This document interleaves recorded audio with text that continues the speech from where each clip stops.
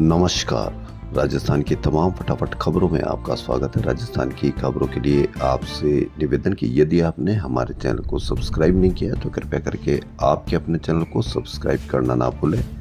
आप सब्सक्राइब करते हैं तो हमें हिम्मत होती है सही और सच्ची खबरें आप तक पहुंचाने की। तो क्या है आज की बड़ी खबर? चेंजिंग रूम में मोबाइल छिपाकर महिला कर्मी का वीडियो बनाया। जी हाँ, जवाहरनगर जयपुर में एक अस्पताल में महिला स्टाफ के चेंजिंग रूम में मोबाइल छिपाकर वीडियो बनाने का खुलासा हुआ। महिला कर्मचारी की शिकायत पर पुलिस ने आरोपी पर मामला दर्ज कर लिया है। मोबाइल में हिडन कैमरे से रिकॉर्डिंग वाला ऐप डाउनलोड था। पुलिस ने आरोपी का मोबाइल जब्त कर जांच के लिए एफएसएल को भेज दिया है। साथ ही आरोपी की तलाश में छापेमारी कर रही है। शिकायत के अनुसार महिला कर्मचारी को कमरे में मोबाइल रखे होने की शंका हुई। इस पर कमरे की तलाशी ली गई। महिला कर्मी का कहना है कि अस्पताल प्रबंधन ने प्रसंज्ञान नहीं लिया तो वह भाई के साथ थाने गई। वहीं राजस्थान में 7 सीटों पर उपचुनाव घोषित होने के साथ ही भाजपा कांग्रेस में हलचल तेज हो गई। पार्टी प्रत्याशी मुद्दे और चुनाव की रणनीति में जुट गई है। हालांकि उपचुनाव की 2 सीटें भारत आदिवासी पार्टी और राष्ट्रीय लोकतांत्रिक पार्टी के मजबूत गढ़ है। स्पष्ट नहीं है कि दोनों पार्टियां 84 व खीवसर सीट पर अकेले लड़ेगी या गठबंधन में। बताया जा रहा है कि भाजपा कांग्रेस ने प्रत्याशियों के नाम लगभग तय कर लिए और इनके विकल्प भी रखे हैं। इस मामले में भाजपा और कांग्रेस कितनी सीटें जीत पाती है, इस पर विचार करना होगा। मध्य एशिया में भौगोलिक तनाव के बीच अंतर्राष्ट्रीय बाजार में कीमत में आए उछाल से बुधवार को जयपुर में शुद्ध सोना 700 रुपये चढ़कर नए रिकॉर्ड स्तर 78,400 रुपये प्रति 10 ग्राम पहुंच गया है। यानी मंगलसूत्र बनाना और भी महंगा हो गया है। इससे पहले 4 अक्टूबर को शुद्ध सोना 78,250 रुपये प्रति 10 ग्राम के भाव बिका था। उधर जेवराती सोना भी 600 रुपये की तेजी से 72,900 रुपये प्रति 10 ग्राम के उच्चतम स्तर पर ट्रेड कर रहा है।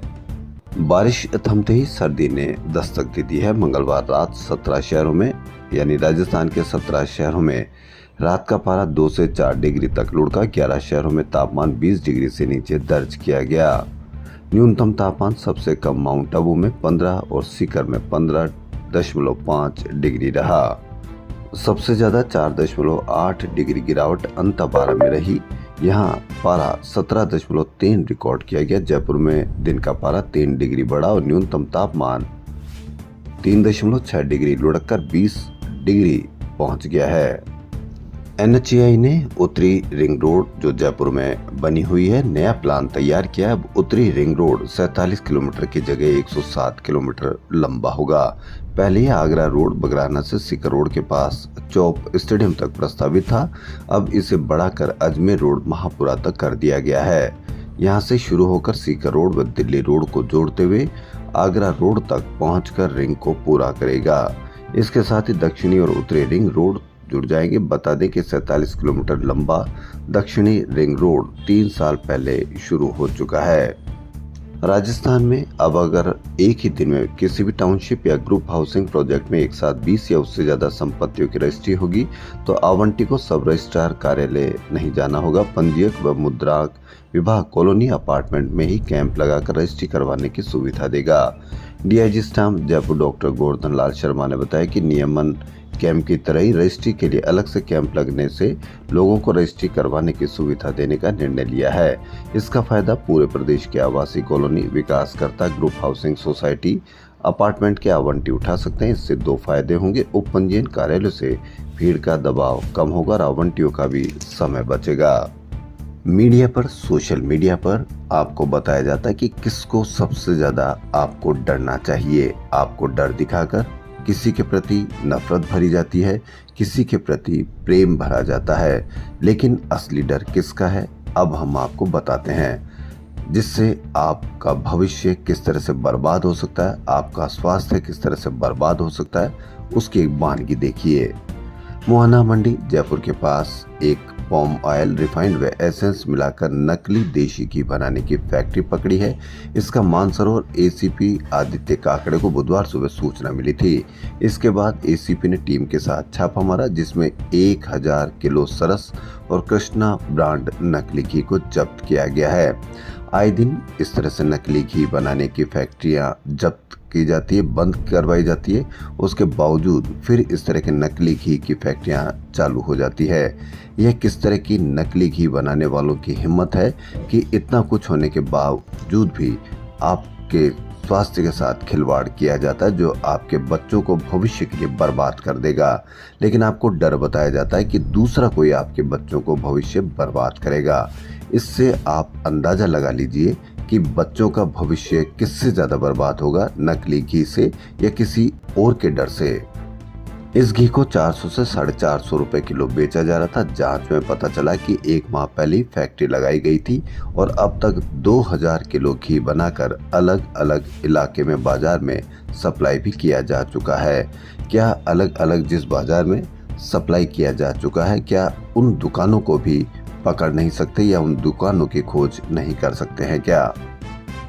आरोपी फैक्ट्री मालिक मनीष गुप्ता मौके से भाग गया। घर से कृष्णा और सरस ब्रांड के 1 लीटर घी के पैकेट बरामद किए गए हैं। इसके बाद मौके पर सरस डेयरी व कृष्णा घी कंपनी के प्रतिनिधियों को बुलाया गया। उन्होंने पैकिंग के डिब्बों को नकली बताया। अब आप इसको समझ सकते हैं कि किस तरह से नकली घी बनाकर, अब त्योहारी सीजन आ रहा है, नकली मावा बनाकर, नकली पनीर बनाकर आपके घरों में भेजा जाएगा। सोशल मीडिया पर आपको किसी और का डर दिखाया जाएगा, किसी और से सावधान रहने को कहा जाएगा, लेकिन इनकी चर्चा आपको कहीं पर भी नहीं मिलेगी, जबकि असली डर आपको इनका ही होना चाहिए। नकली घी, नकली पनीर से हार्ट की बीमारी, हाई बीपी, लीवर खराब, गर्भपात का खतरा, दिमाग में सूजन, पेट खराब, अपच, एसिडिटी, कोलेस्ट्रॉल बढ़ना, लेकिन कहीं पर भी इसकी कोई चर्चा आपको नहीं मिलेगी। कोऑर्डिनेशन ऑफ बैंक पेंशनर्स एवं रिटायरीज ऑर्गेनाइजेशन की राजस्थान इकाई की ओर से सेवानिवृत्त बैंकर्स की विभिन्न मांगों को लेकर शहीद स्मारक जयपुर पर आज धरना दिया जाएगा। पिछले 11 दिनों से रेजिडेंट की हड़ताल चल रही है, जो मरीजों के लिए आफत बन गई है। इसके बावजूद ना तो चिकित्सा विभाग और ना ही सरकार की ओर से इसे समाप्त करने की कोशिश की जा रही है। रेजिडेंट्स की हड़ताल मरीजों की जान पर भारी पड़ रही है। यहाँ तक इमरजेंसी केस में भी इलाज नहीं मिल रहा। साथ ही आईपीडी में भी मरीज नर्सिंग स्टाफ के भरोसे ही चल रहे हैं। बीकानेर के एक रामलाल नायक के पेट में दर्द था। स्थानीय अस्पताल में दिखाया तो लीवर में इन्फेक्शन होना बताया। साथ ही कहा कि तुरंत इलाज नहीं मिला तो हालत बिगड़ सकती है। सोडला इलाके जयपुर में वेंकटेश्वर कॉलोनी में बुधवार दोपहर चलती स्कूल वैन में आग लग गई। आए दिन आग लगने की घटनाएं आपको सुनने को मिल रही है। ड्राइवर तो वैन से उतर गया क्योंकि वे बड़े थे, होशियार थे, इंटेलिजेंट थे, लेकिन वैन में बैठे 12 बच्चे फंस गए। इससे मौके पर अफरा तफरी मच गई। लेकिन भगवान का शुक्र है, डायल 112 के जवानों और स्थानीय लोगों ने सभी बच्चों को सुरक्षित उतारा और पानी डालकर आग पर काबू पाया। इसके बाद दूसरी वैन बुलाकर बच्चों को घर भिजवाया गया।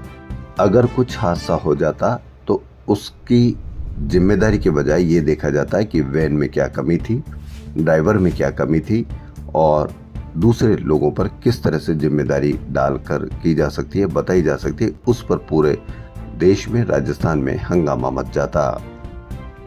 राजस्थान में 23,820 सफाई कर्मचारियों भर्ती प्रक्रिया शुरू करने पर मुख्यमंत्री का धन्यवाद करने के लिए वाल्मीकि समाज सफाई कर्मचारियों ने 21 अक्टूबर को धन्यवाद सभा रखी है।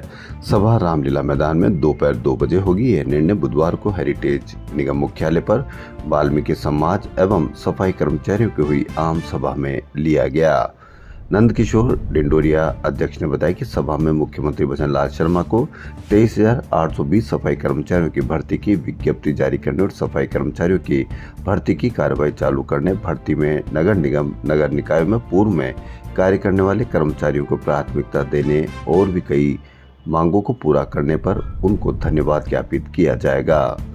मुख्यमंत्री भजनलाल शर्मा के नेतृत्व वाले उच्च स्तरीय प्रतिनिधिमंडल ने जर्मनी यात्रा के तीसरे दिन ट्रैवल टेक कंपनी फ्लिक्स बस के म्यूनिक स्थित मुख्यालय का दौरा किया। फ्लिक्स बस कंपनी के सह संस्थापक और सीईओ आंद्रेश वामलेन और चीफ ऑपरेटिंग ऑफिसर मैक्स ज्यूमर के साथ हुई इस बैठक में दोनों पक्षों के बीच राजस्थान में निवेश करने और कंपनी के परिचालन के विस्तार का एमओयू किया गया। शिक्षा मंत्री मदन दिलावर का विवादों से नाता नहीं छूट रहा। बुधवार को नीम के थाना के नरसिंहपुरा गांव में स्कूल में फिर महिला शिक्षकों को लेकर उन्होंने बयान दिया, जिस पर सियासत गर्मा गई। उन्होंने कहा कि महिला शिक्षक पूरे कपड़े पहनकर नहीं आती, दिखावा गलत है। उन्होंने कहा कि कई अध्यापक ऐसे हैं जो बीच स्कूल में पूजा पाठ के नाम से नमाज पढ़ने के लिए चले जाते हैं, स्कूल से गायब हो जाते हैं। स्कूल के बीच से पूजा पाठ के लिए गए तो अब कार्रवाई होगी। कई स्कूल में शिक्षक और शिक्षिका सही तरीके से कपड़े नहीं पहनते हैं। इस पर शिक्षा मंत्री मदन दिलावर के महिला शिक्षकों को लेकर बुधवार को नीम के थाना स्कूल में दिए बयान पर कांग्रेस ने हमला बोला। कांग्रेस ने शर्मसार करने वाले बयान के लिए दिलावर से इस्तीफा मांगा है। नेता प्रतिपक्ष टीकाराम जूली और पीसीसी चीफ गोविंद डोटासरा ने दिलावर को शिक्षा मंत्री के नाम पर दाग बताया। जूली ने कहा कि मंत्री मदन दिलावर से इतने अंधकार में दृष्टिकोण की अपेक्षा नहीं थी। वह निरंतर अमर्यादित टिप्पणी करने के आदी है और बयान से शर्मसार भी किया है। राजस्थान में 7 विधानसभा पर होने वाले उपचुनाव के लिए कांग्रेस ने 14 उपचुनाव प्रभारी लगाए हैं। पीसीसी के 14 पदाधिकारियों को संगठन के तौर पर प्रभारी लगाया गया है। हर सीट पर 2-2 संगठन प्रभारी लगाए गए हैं, जिनमें झुंझुनू सीट के लिए नसीम अख्तर और राम सिंह कस्बा है। राजस्थान कांग्रेस कमेटी चीफ गोविंद सिंह डोटासरा ने उपचुनाव से पहले प्रेस वार्ता में कहा कि ये सरकार कांग्रेस की जांच करा रही है। महिला एसपी की जासूसी हुई, उसकी जांच का पता ही नहीं। महिला आईपीएस के कॉल ट्रेस करना बहुत गंभीर मामला है, लेकिन सरकार को जांच कराने की भी फुर्सत नहीं है। इसकी जांच को 4 साल बाद हम करेंगे। एसआई भर्ती पर सरकार जल्द फैसला ले, सर्कस बंद करे और युवाओं को रोजगार दे। नाबालिग बच्चियों से रोज दुष्कर्म हो रहे, माफिया हावी है। 2 मंत्री कहते हैं कि एसआई भर्ती निरस्त होगी, तीसरा कहता है नहीं होगी। यह सर्कस दिखाना बंद करो। भाजपा की जन सुनवाई एक दिन हुई, दूसरे दिन ताला भी नहीं खुला। पायलट और गहलोत हमारे सीनियर नेता है, हम सब एक है, देश भी संभाल लेंगे और राजस्थान भी। डोटासरा ने सरकार के यू टर्न गिनवाए। कहा घोषणा की गई थी कि 100 दिवस में ट्रांसफर पॉलिसी बनेगी। अंग्रेजी महात्मा गांधी स्कूलों को हिंदी मीडियम में बदलने की घोषणा की गई। मोबाइल स्कूलों में लाने पर प्रतिबंध लगाया, उस पर यू टर्न ले लिया गया। प्रारंभिक शिक्षा पंचायती राज से 6D के माध्यम से माध्यमिक शिक्षा में ट्रांसफर की घोषणा भी भाजपा सरकार ने वापस ले ली। सरप्लस टीचर्स का समायोजन करेंगे, लेकिन ये घोषणा भी वापस हो गई। मंत्री ने बच्चों के लिए दूध से पोषण देने वाली योजना को बंद करने की घोषणा की थी और मोटा अनाज देने की बात कही, लेकिन यह भी लागू नहीं हुई। ट्रांसफर की लिस्ट जारी हुई और 3 घंटे बाद ही वह निरस्त हो गई। नगर निकायों में सेवारत सदस्यों की सूची जारी की, वो भी 24 घंटे के भीतर स्थगित हो गई। कृषि मंत्री किरोड़ीलाल मीणा ने आरपीएस हीरालाल सैनी की बहाली व सभी परिलाभ देने के मामले में हाईकोर्ट की डबल बेंच में अपील करने के लिए संसदीय कार्य मंत्री और गृह राज्य मंत्री को पत्र लिखा। पत्र में लिखा कि आरपीएस हीरालाल सैनी को एक महिला के साथ अश्लील वीडियो वायरल के कारण अक्टूबर 2021 को सरकारी सेवा से बर्खास्त कर दिया था, लेकिन हाईकोर्ट की एकल पीठ ने 10 अक्टूबर को हीरालाल सैनी की बहाली का निर्णय करते हुए उसे परिलाभ देने का आदेश दिया है। मीणा ने दोनों मंत्रियों को लिखा कि प्रकरण की पत्रावली मंगवाकर आप गहनता से अवलोकन करें। न्यायालय में विचाराधीन इस प्रकरण की प्रभावी पैरवी में सरकारी पक्ष की ओर से कहां चूक हुई है। राजस्थान की 7 सीटों पर होने वाले उपचुनाव में 42,000 मतदाताओं की होम वोटिंग की सुविधा मिलेगी। मुख्य निर्वाचन अधिकारी नवीन महाजन ने बुधवार को उपचुनाव वाले क्षेत्रों की जिला निर्वाचन से जुड़े अधिकारियों की मीटिंग ली। मुख्य निर्वाचन अधिकारी ने 85 वर्ष से अधिक आयु और 40% से अधिक दिव्यांग मतदाता होम वोटिंग कर सकेंगे। सिद्धपीठ सालासर बालाजी धाम में गुरुवार को शरद पूर्णिमा की धोख लगी। देश के कोने कोने से श्रद्धालु बाबा के दरबार में पहुंच चुके हैं। नवरात्रा से मेला चल रहा है। मुख्य मेला गुरुवार को है। बालाजी के दर्शन के लिए रात 1 बजे मंदिर के पट खोल दिए गए, जो गुरुवार रात 9 बजे तक खुले रहेंगे। पुलिस की ओर से मामलों में सही तरीके से अनुसंधान नहीं करने और पर्याप्त साक्ष्य एकत्रित नहीं करने का खामियाजा एक पीड़िता को भुगतना पड़ा। पोक्सो के एक मामले में अभियुक्त को सजा इसलिए नहीं मिल पाई क्योंकि अनुसंधान अधिकारी ने लापरवाही बरती और मामले में पर्याप्त सबूत नहीं जुटाए। न्यायाधीश ने फैसले की प्रति आईजी को भेजकर संबंधित अधिकारी को साइबर अपराधों के बारे में ट्रेनिंग देने के निर्देश दिए हैं। संभवतः जालोर में ये पहला मामला है जब न्यायालय ने किसी अनुसंधान अधिकारी को ट्रेनिंग देने के लिए कहा हो।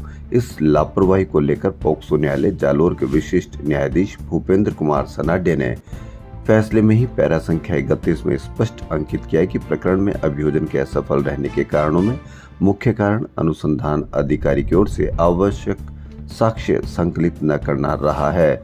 यदि अनुसंधान अधिकारी द्वारा तकनीकी साक्ष्य संकलित की जाती तो साक्ष्य अभियोजन के पक्ष में होती तो शायद परिणाम कुछ और हो सकता था। राजस्थान की खबरों में फिलहाल इतना ही। यदि आपको राजस्थान की खबरें पसंद आ रही तो आपके अपने चैनल को सब्सक्राइब करना ना भूलें। धन्यवाद।